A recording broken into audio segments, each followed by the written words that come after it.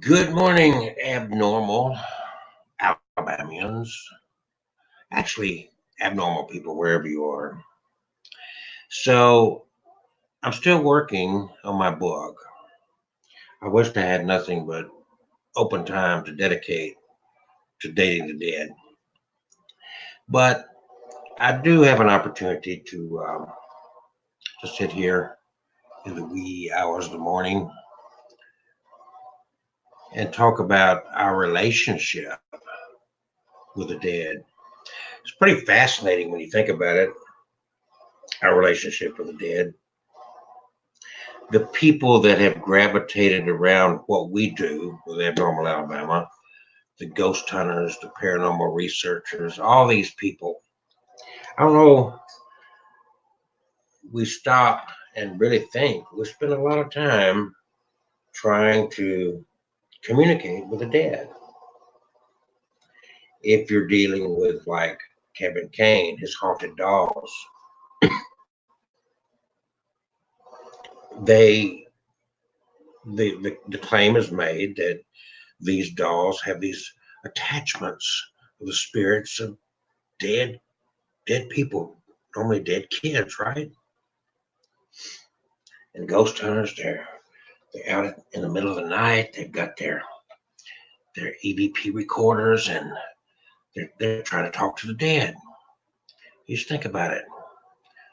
They're going around, and I'm not knocking them for this. This is not my point. I'm not criticizing anybody.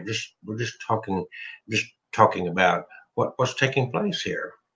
So they're going around, usually abandoned buildings or funeral homes or old hospitals, things like that. And they'll take like a spirit box or a digital recorder of some sort. And what are they doing? They're looking around and saying, is anybody with us tonight?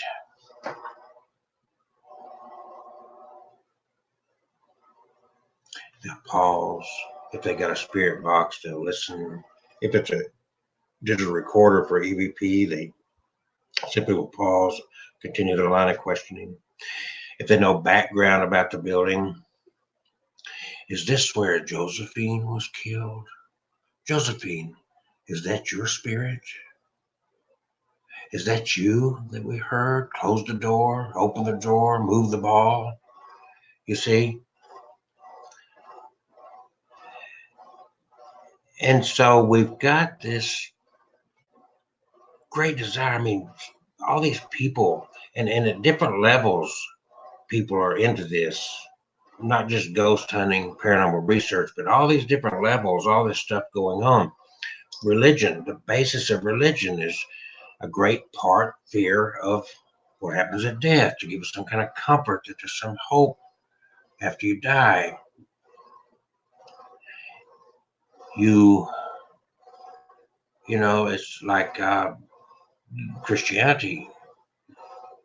The teaching from Christianity is you die, your soul goes to heaven or hell based on how good or bad you were, or whether you believed, or whether you accepted the ransom sacrifice of Jesus Christ's spilled blood and you partook of that ritual of communion and so forth and so on. So it's that comfort. Some religions are very much adverse against communicating with the dead, with spirits, because how do you know what you're really communicating with? How do you know? Really? Is that voice really a benevolent spirit? Is there some attachment that you could bring home with you after you visited? I've heard all kind of horror stories for years. Nothing new. Then you got the Ouija boards, the spirit boards, if you will. Yeah. So we have an interesting relationship with the dead. And it carries on even, I guess, further than that to a degree. The one thing that all humanity has in common, well, two things. Number one, you were born as a result of normally an act of sex. There are other ways they can get the sperm and donator and this kind of stuff. But basically, it's a combination of normal intimacy between two people. You came to life, so there's a birth involved that brought you here. And on the other end of the spectrum, the other part of it is death. We all share that. Many people that follow what we do at Normal Alabama, we like old cemeteries. We like the old tombstones. When I'm walking through these old cemeteries, I'm not always thinking about ghosts and hauntings and that kind of stuff. It's peaceful, it's serene, there's a lot of history, and the architecture, the design of these stones, tombstones, and markers going back. They're kind of boring nowadays, but they used to be phenomenal structures. But you read the names, the dates, born here, died there. Some lived to be 90, some 70, some 20. Some you can say probably died in the Civil War, some died of influenza.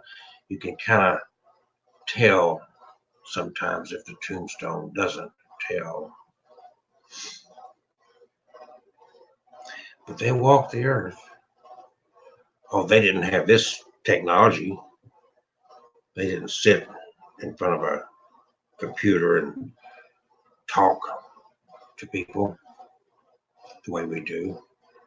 But they were just as human. They just had different tools, different modes of transportation, different. Their houses, dwellings were a little bit different. Some of them didn't even have indoor plumbing. But all through history, they were still the same human, born the space of time between birth and death we call life. And then the pondering. Is this it? Is this all there is? Is there more? And some well-worded people, some theorized and created thoughts of possible afterlife. NDEs, near-death experience. Near-death experience. I've always had a problem with that. With all due respect to Dr. Raymond Moody, who coined that term. Near-death experience. That means you were never really dead. You know that. You were just nearly dead. That's what it means.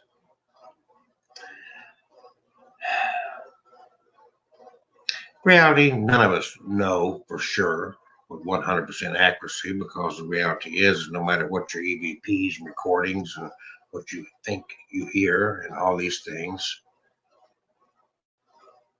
you may not really know for sure what's going on the other side. You may think you do based on some cultural teaching, based on some religious teaching. But who's been back from the dead to talk to you about this? You've read stories.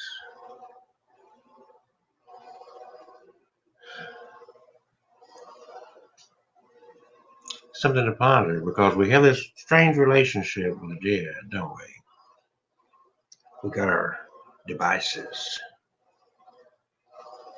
Is that you, Josephine?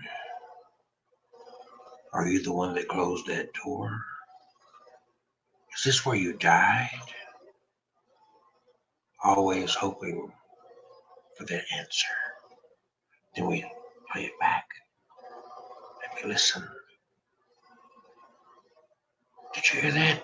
It sounded like she said, yes. Didn't it sound like that?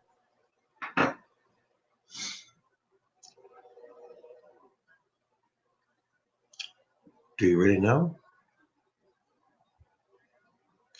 We want to know, don't we? Ultimately, you're going to find out. But you may not be consciously aware to know at death. You may never know at death. There's a lot of theory, a lot of thought. There may be something out there.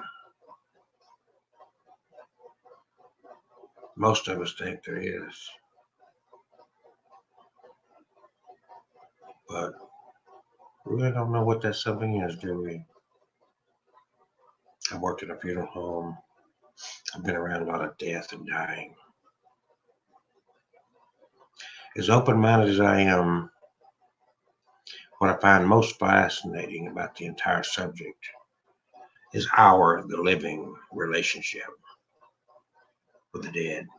That's why the book, Dating the Dead, compilation of many stories going back through history, modern history, recent history, marrying the dead, the practices of the Church of Jesus Christ of Latter-day Saints, marrying the dead in proxy, the practice of Catholicism, and then many, many individuals throughout history, incubus and succubus, having sex with spirits, with ghosts, having relationships with ghosts. Fascinating, fascinating stories. Then there's the guy that lost his virginity to an alien. Who's to say that all ghosts are not aliens? Hmm? Or who's to say that aliens are not ghosts? Either way, it could go, right? And